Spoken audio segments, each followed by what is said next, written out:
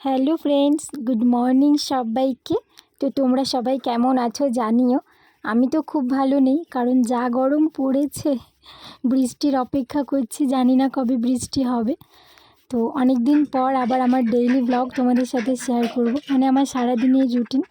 তো ঘুম থেকে উঠে ঘর ঝাড় দিয়ে হাঁসগুলো দেখছি ভীষণ ডাকাডাকি করছে, তাই হাঁসদেরকে ছেড়ে দিলাম। আর দেখো ওরা মহা আনন্দে চলে গেল দিঘিতে। আর আমাদের বাড়ির পাশে দেখো এখানে বেগুন আর লঙ্কা চাষ করেছে পাশের বাড়ির দিদিরা। তারপরে আমি এবার চলে এলাম বাইরের দিকের বারান্দাটা ঝাড় দিতে।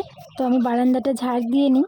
এখন বাজে সকাল 5:30, আর এখন থেকে আমার সারাদিনের ভিডিওটা শুরু করছি।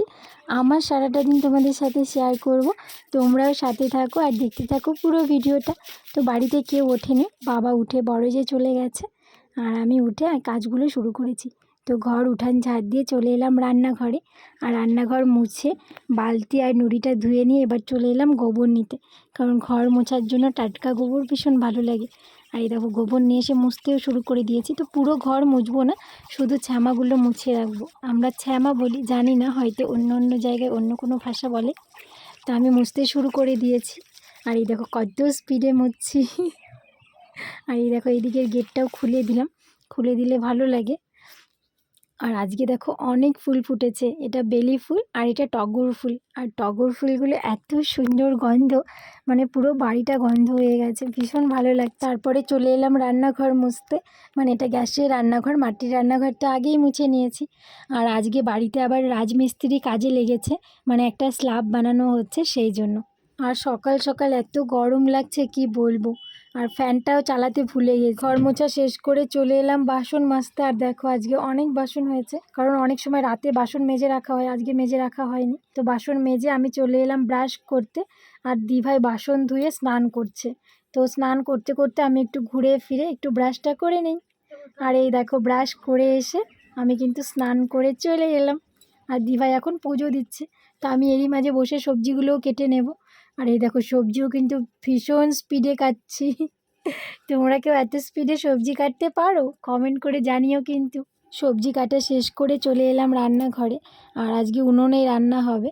আর এই দেখো 1 সেকেন্ডে 1 চুটকি মেরে সব রান্না করে নিলাম, দেখেছো? আজকে রান্না করা হয়েছে পাট শাক ভাজা, আলু সিদ্ধ, লাউয়ের চোচা ভাজা, লাউয়ের ঘন্ট, আম টমেটো দিয়ে চাটনি, ভেন্ডির সর্ষে বাটা, সাথে আছে ডাল। ডালটা একটু পাতলা করা হয়েছে কারণ ভীষণ গরম তো সেই জন্য। আর স্যালাড, লেবু, লঙ্কা এসব তো আছেই, এটা আর কি বলবো। আর এই দেখো রান্না বান্না করে আমাদের অবস্থা, একজন তো চুলটুল আঁচড়ায়নি, চলে গেছে আমাকে হেল্প করতে। তো রান্নাবান্না কমপ্লিট। রান্না শেষ করে এবার চলে এলাম পান গুছতে, কারণ বাবা অনেকক্ষণ থেকে ডাকছে আসো আসো আসো।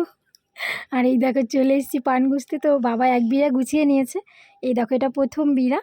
আর এরপরে আমিও বসবো, আমিও গুছবো। আর এই দেখো পানও কিন্তু কত স্পিডে গুছতে পারি আমি, ঠিক আছে? আর তোমরা কে কে পান গুছতে পারো কমেন্ট করো কিন্তু। তো দেখো এখন তাড়াতাড়ি করে পান গুছিয়ে নেব। আর আজকে ভীষণ গরম, বাইরে থাকা ভীষণ কষ্টকর, কিন্তু কিছু করার নেই। এই রোদে ডিম ভাজা করতে গিয়ে আর রোদে আম মাখা খেতে গিয়ে দেখো আমি পুরো কালো হয়ে গেছি। আর এই দেখো তারপরে ঘুমোচ্ছিলাম, এটা দিভাই জানে না, জানলে তো আমাকে ভিডিও করতেই দিত না। দেখো দুজনে গল্প করছিলাম আর রেস্ট করছিলাম। তারপরে রেস্ট করে আমি আর অনু বেরিয়েছিলাম বাইরে, মানে বটতলাতে হাওয়া খেতে। আর এই দেখো দুপুরবেলা রোদের মধ্যে হাওয়া খেতে বেরিয়েছি। কি ইঞ্জেকশন কোথায় পাওয়া যায়? কোথায় পাওয়া যায় ইঞ্জেকশন? ওখানে পাওয়া যায় ইঞ্জেকশন, পাওয়া যায় ওখানে। ওটা কে রে, কি নাম তোর? রোশান মিয়া। বুনু তোমার নাম কি বুনু? তানিশা। কি নাম? তানিশা, শুধু তানিশা? তানিশা না, লিখতে পারো তুমি? আর তোমার ঠিকানা বলো দেখি, তোমার ঠিকানা বলো দেখি। তোমার বাড়ি কোথায়, তোমার বাবার নাম কি, তুমি এগুলো জানো না? তারপরে এদিকে তাকিয়ে বলো, এখানে তাকিয়ে তাকিয়ে বলো কি তোমার নাম? তানিশা ইসলাম। এবার ঠিক হয়েছে। কত খুশি। তুমি নাচতে পারো, গান করতে পারো? একটা গান করো তো শুনি। কি গান করো? একটা গান করো, একটা গান করো না। এই কি গান পারিস রে রোশান? একটা গান কর, একটা গান কর। হ্যাঁ এ তাই কর দেখি, আমি হাত দিচ্ছি। হ্যাঁ বল, একটা গান বল শুনি।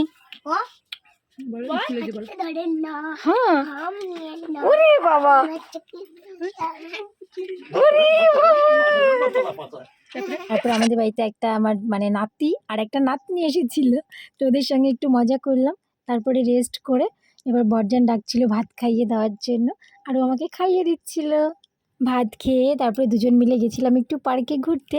পার্ক থেকে ঘুরে এসে সন্ধ্যাবেলা দুধ জাল দিচ্ছিলাম, মানে বাবাকে হরলিক্স করে দেওয়ার জন্য। সাথে আমিও খেয়ে নিলাম 1 গ্লাস দুধ, আর বাবাকে হরলিক্স করে দিয়ে দিলাম। তারপরে দিভাই আর আমি এবার রাতে রান্নার জোগাড় করছি। তো দিভাই আটা মাখছিল আর আমি সবজি কাটছিলাম। তো দুজনের কাজ হয়ে গেছে, আর এবার ফ্রিজ থেকে দুধ বের করে ছানা কাটানোর জন্য আবার বসিয়ে দিয়েছিলাম। আর এই দেখো প্রথম রুটিটা আমি ভাজছি, কিন্তু রুটিটা ফুলবে না জন্য দিভাইয়ের তো একদমই পছন্দ না, সেই জন্য দিভাই আবার ভাজবে আর আমি বেলবো। এই দেখো দিভাই কীভাবে রুটি ভাজে।